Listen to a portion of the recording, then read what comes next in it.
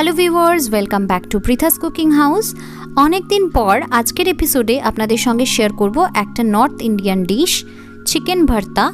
আমরা অনেকেই চিকেন ভর্তা খেতে খুবই ভালোবাসি। রেস্টুরেন্টে গেলে প্রায়শই কিন্তু লাচ্ছা পরাঠা, নান অথবা কুলচার সঙ্গে এই চিকেন ভর্তা অর্ডার করে থাকি। তো চলুন দেখে নেওয়া যাক একদম রেস্টুরেন্ট স্টাইলে চিকেন ভর্তা বাড়িতেই কিভাবে অতি সহজেই বানিয়ে নেওয়া যায়। চিকেন ভর্তা বানাবার জন্য আমি একটা সসপ্যান নিয়েছি, তার মধ্যে আমি দিয়ে দিচ্ছি জল, প্রায় 1.5 কাপ পরিমাণ জল আমি অ্যাড করেছি। এবারে আমি অ্যাড করছি চিকেন ব্রেস্ট। আমি এখানে 400 গ্রাম চিকেন ব্রেস্ট নিয়েছি। চিকেন ভর্তাটা চিকেন ব্রেস্টেই ভালো হয়। এবারে আমরা গ্যাসটাকে অন করে দিয়ে এই চিকেন পিসেসগুলোকে খুব ভালো করে বয়েল করে নেব। ওভার বয়েল করার দরকার নেই, মোটামুটি 6 থেকে 7 মিনিট ধরে একটু উল্টে পাল্টে বয়েল করে নিলেই কিন্তু চিকেন ভর্তার জন্য যথেষ্ট। দেখতেই পাচ্ছেন 6 থেকে 7 মিনিট পর আমাদের এই চিকেন পিসেসগুলো কিন্তু মোটামুটি ভালোভাবেই বয়েল হয়ে গেছে।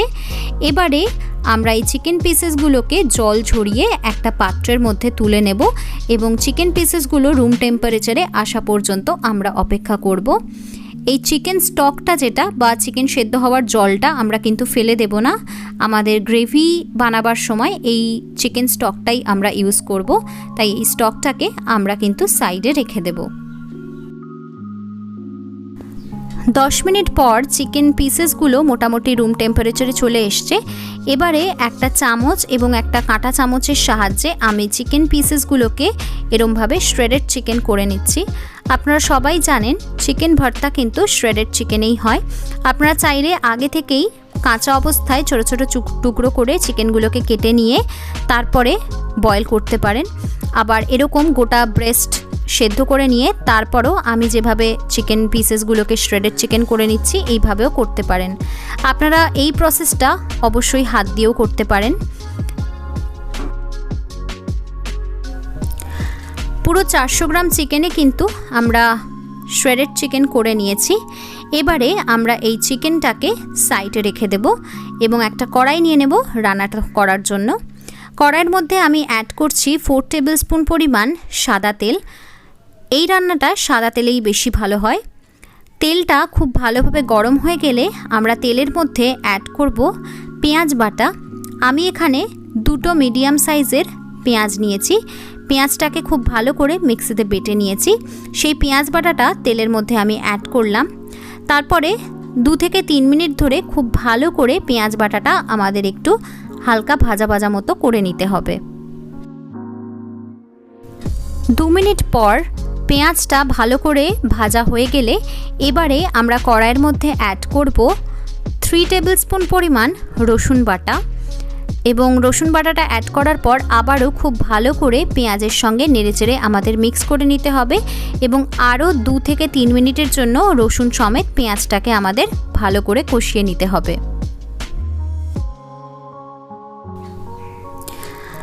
আরও 2 থেকে 3 মিনিট পর ফিরে এলাম।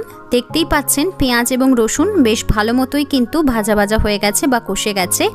এবারে আমরা অ্যাড করব আদা এবং কাঁচা লঙ্কা বাটা। আমি 1.5 ইঞ্চি আদা এবং 4টে কাঁচা লঙ্কাকে মিক্সিতে ভালো করে পেস্ট করে নিয়েছিলাম, সেটাই এখানে অ্যাড করলাম, প্রায় 2 টেবিল স্পুন পরিমাণ। এবারে আদা আর কাঁচা লঙ্কা বাটাটাও খুব ভালো করে আমাদের নেড়েচেড়ে মিক্স করে নিতে হবে এবং 2 থেকে 3 মিনিটের জন্য সমস্ত মশলাটাকে আমাদের ভালো করে কষিয়ে নিতে হবে।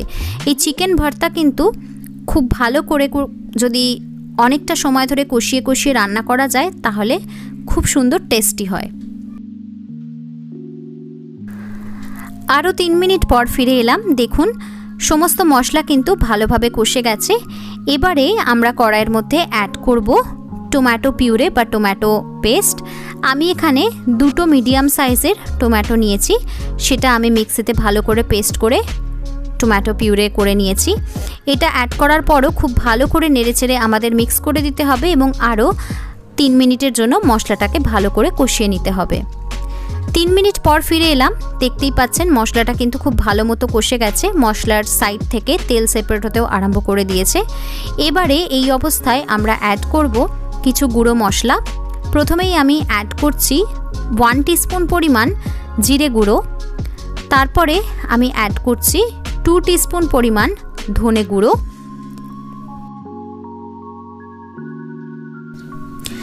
এবারে আমি অ্যাড করব নর্মাল লাল লঙ্কার গুঁড়ো, যাতে সুন্দর একটু ঝাল হয় তার জন্য প্রায় 1/4 টিস্পুন পরিমাণ।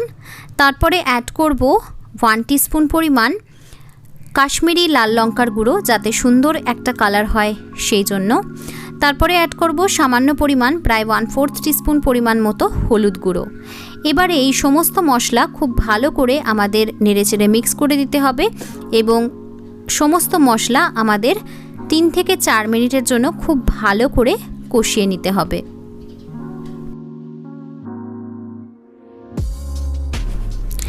চার মিনিট পর ফিরে এলাম। দেখতেই পাচ্ছেন সমস্ত মশলা কিন্তু খুব ভালোভাবে কষে গেছে এবং মশলার সাইড থেকে তেলও সেপারেট হতে আরম্ভ করে দিয়েছে। এবারে এই অবস্থায় আমরা অ্যাড করব কাজু এবং চারমগজ বাটা। আমি এখানে 15 থেকে 20টা কাজু এবং 1 টেবিল স্পুন পরিমাণ চারমগজ 10 থেকে 15 মিনিটের জন্য জলে ভিজিয়ে রেখে তারপরে মিক্সিতে বেটে নিয়েছিলাম। সেই কাজু আর চারমগজ বাটাটাই আমি এখানে অ্যাড করলাম। কাজু আর চারমগজ বাটা অ্যাড করার পর খুব ভালো করে নেড়েচেড়ে আমাদের সমস্ত মশলার সঙ্গে মিক্স করে নিতে হবে এবং আরও 2 থেকে 3 মিনিটের জন্য এই মশলাটা ভালোভাবে কষিয়ে নিতে হবে। আরও 3 মিনিট পর ফিরে এলাম। দেখতেই পাচ্ছেন মশলাটা কিন্তু আবারও খুব ভালো মতো কষে গেছে। দেখতেই পাচ্ছেন আবারও মশলার সাইড থেকে তেল সেপারেট হতে আরম্ভ করে দিয়েছে। এবারে আগে থেকে সেদ্ধ করে রাখা এবং শ্রেড করে রাখা চিকেনটা আমরা মশলার মধ্যে দিয়ে দেব। এবার এই শ্রেডেড চিকেনটা কড়াইয়ের মধ্যে অ্যাড করার পর মশলা সমেত চিকেনটা আমাদের খুব ভালো করে নেড়েচেড়ে মিক্স করে নিতে হবে এবং প্রায় 4 থেকে 5 মিনিটের জন্য ভালো করে কিন্তু কষিয়ে নিতে হবে।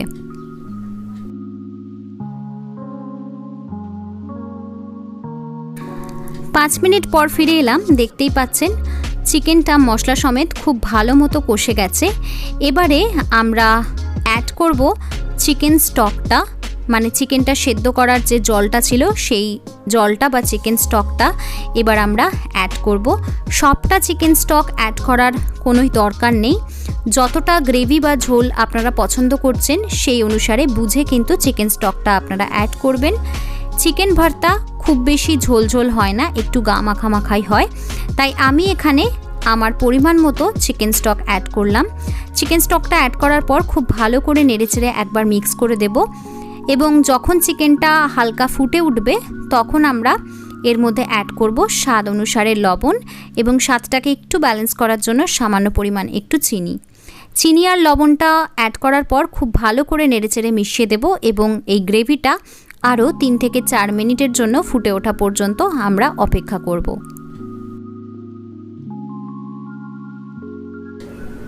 3 মিনিট পর ফিরে এলাম। দেখতেই পাচ্ছেন চিকেন ভর্তাটা কিন্তু খুব সুন্দরভাবে ফুটে উঠেছে।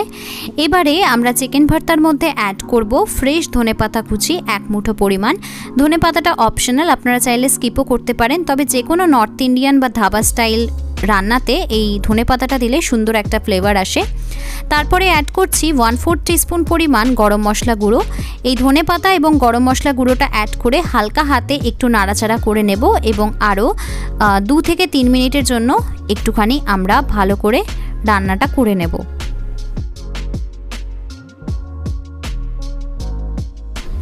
আরও 3 মিনিট পর ফিরে এলাম। দেখতেই পাচ্ছেন আমাদের ধাবা স্টাইল বা নর্থ ইন্ডিয়ান চিকেন ভর্তা কিন্তু অলমোস্ট রেডি। এবার আমরা অ্যাড করব সবথেকে ইম্পর্ট্যান্ট ইনগ্রেডিয়েন্ট, যেটা হচ্ছে ফ্রেশ ক্রিম। এই ফ্রেশ ক্রিমটা কিন্তু অবশ্যই চিকেন ভর্তাতে অ্যাড করতে হবে। এইটা ছাড়া একদম রেস্টুরেন্টের মতো কিন্তু স্বাদ কখনোই আসবে না। আমি এখানে প্রায় 4 টেবিল স্পুন পরিমাণ ফ্রেশ ক্রিম অ্যাড করলাম। ফ্রেশ ক্রিমটা অ্যাড করার পর খুব ভালো করে হালকা হাতে চিকেন ভর্তাটা আমাদের একটু নেড়েচেড়ে নিতে হবে, যাতে ফ্রেশ ক্রিমটা ভালোভাবে এই ভর্তার গ্রেভির মধ্যে মেল্ট হয়ে যায় তার জন্য। এবং তারপরে আমরা অ্যাড করব কাসুরি মেথি। 1 টেবিল স্পুন পরিমাণ ড্রাই রোস্ট করে নেওয়া কাসুরি মেথি আমরা হাতের মধ্যে নিয়ে এরমভাবে ক্রাশ করে অ্যাড করলাম। এই কাসুরি মেথিটাও কিন্তু খুবই ইম্পর্ট্যান্ট একটা ইনগ্রেডিয়েন্ট। এটা ছাড়াও কিন্তু নর্থ ইন্ডিয়ান বা ধাবা স্টাইল রান্নার ফ্লেভারটা আসে না। তো অবশ্যই এই ফ্রেশ ক্রিম আর কাসুরি মেথি আপনারা ব্যবহার করার চেষ্টা করবেন। তো ফ্রেশ ক্রিম আর কাসুরি মেথিটা অ্যাড করে হালকা হাতে নেড়েচেড়ে নিয়েছি। এবারে আমরা অ্যাড করব ডিম সেদ্ধ। ডিম সেদ্ধটা কিন্তু চিকেন ভর্তাতে অবশ্যই দেখা যায়, ডিম সেদ্ধর কুচি গ্রেভির মধ্যে পাওয়া যায়।